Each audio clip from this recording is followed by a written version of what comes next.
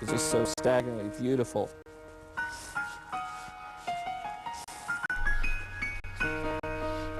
Sometimes it seems like the painting is just a byproduct of the experience of engaging in nature. Then all of a sudden, oh wow, look, here's a painting. Wow, I have a record of having had that experience. It's just amazing because it puts you into such a close relationship with nature, just the process of analyzing color. You're studying it and then looking and seeing and trying to get closer to that color that you see. That's your connection with nature. That's the artist's connection with nature.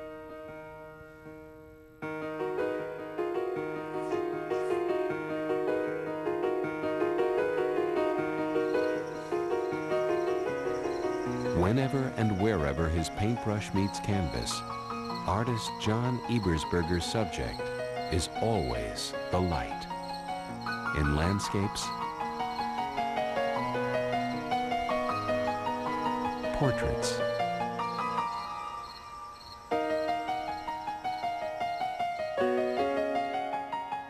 still life,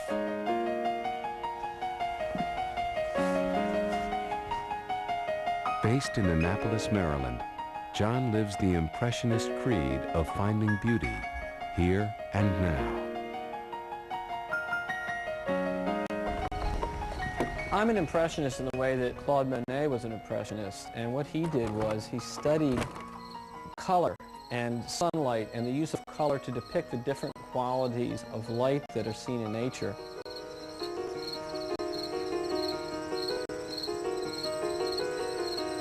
Sunlight is beautiful anywhere you see it. You don't have to travel all across the ocean to France to see the beauty of nature. It's a beautiful thing to walk out your front door and paint in your own yard. My teacher used to say that everything under the sun is beautiful if you have the vision. It's the seeing of the thing that makes it so.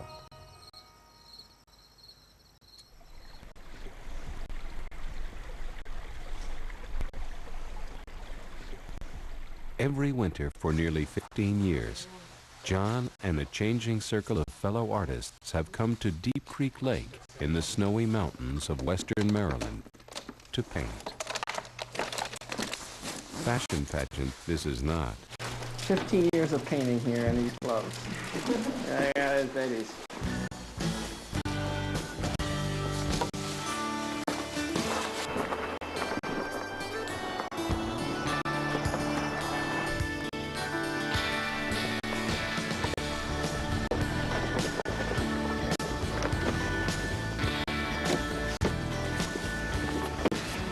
Up in here, you got more light, dynamically hitting the trees. This winter's expedition, organizer John Ebersberger, Nice blue foreground, full light blasting. Yeah. Sharon Liddig,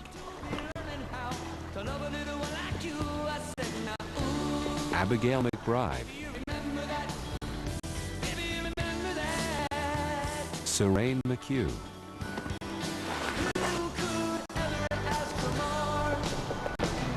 John Todd,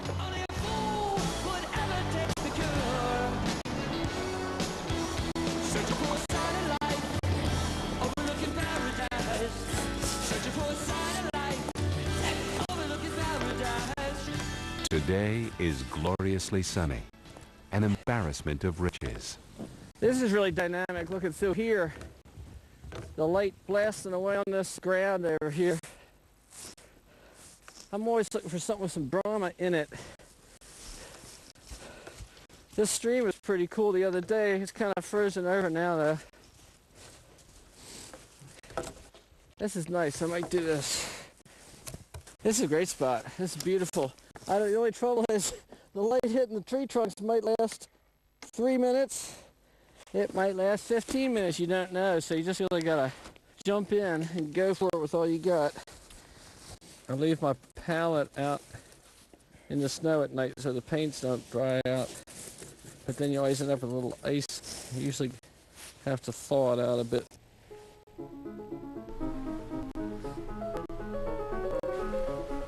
Now, a lot of times I'll start out sketching this thing in. If I knew I was coming out here and was going to have the opportunity to develop this more slowly, which would be very nice. I would bring a great deal more care to how I lay it out. But in each situation, you capture something unique.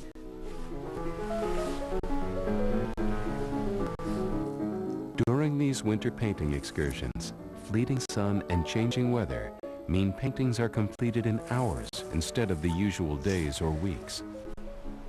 Chasing the sun, the artists paint several canvases a day, scattered across the snowy landscape at a companionable distance. Sharon is knee-deep into her snowscape. I've been coming up here for the last 7 years, and I like the challenge of dealing with the elements, the drama of it all. Have the wind blowing, the snow getting on your palette, and then come up with a picture that really shows all of that you've been through. It's more than just a picture of what was there. It's more of an experience. To the Impressionists, the sky is not just blue. The snow never stark white. As John Ebersberger's student, Serene has learned the art of seeing. Painting causes one to observe more deeply and to see colors and light and shade patterns that if one was simply passing by, one might not take notice of. Painting student John Todd finds nature an inexhaustible source of inspiration. You're trying to create the feeling of light with colored toothpaste almost. I mean, it's a very challenging problem to sort out. When you're happy with your work, you're sunk. As long as you're not happy, you keep trying to get better, and I'm never completely happy. Sometimes the painters return again and again to a scene at a certain hour of the day to catch the light. Abigail is painting the sunset on the frozen lake again.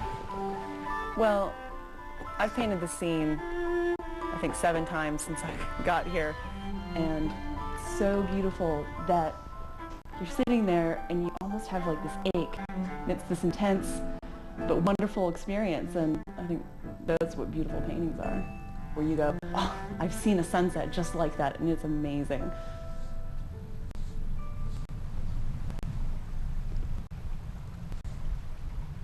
The next day brings light snowfall. John seizes the chance to finish a painting he'd started in falling snow days ago. For John, capturing a natural scene by a photograph for painting later would never do. You have to be standing out there in the presence of nature to really get it. You have to have the total experience. There's no way that you can capture these colors on film. The hard part about painting in the snow is really ascertaining the color of the snow, because it's so iridescent. It's picking up the colors of everything around it. On really snowy, overcast days, everything's so muted and seemingly gray. But then when you get into exploring the color, it's just amazing, all the variety of color that's actually there. Sometimes when the snow falls on the palette, you get these ice crystals built up, and oil doesn't mix with water, so it kind of gets granulated. You can see it in the surface of the paint here. It gets all scrumbly and adds to the whole evocative quality of the painting. It's kind of neat. When you take it inside, you bring an element of outside inside. Painting, to me, to be successful would be to communicate the beauty that I see in nature. It's a totally humbling experience. You feel like you're never going to get there, because the more you see, the more you realize how far you have to go to really approach the majesty of what's out there in nature. I mean, nature's the guiding light. It's just so staggeringly beautiful. And if you can share a little bit of that with somebody else, that's what I would call a successful painting.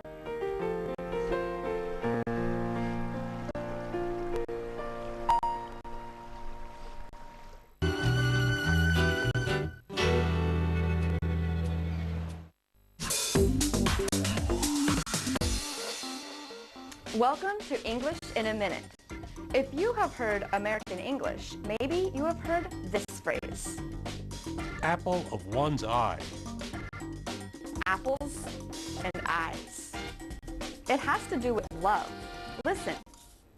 Jack is a great dad. He's so attached to his daughter, he would do anything for her.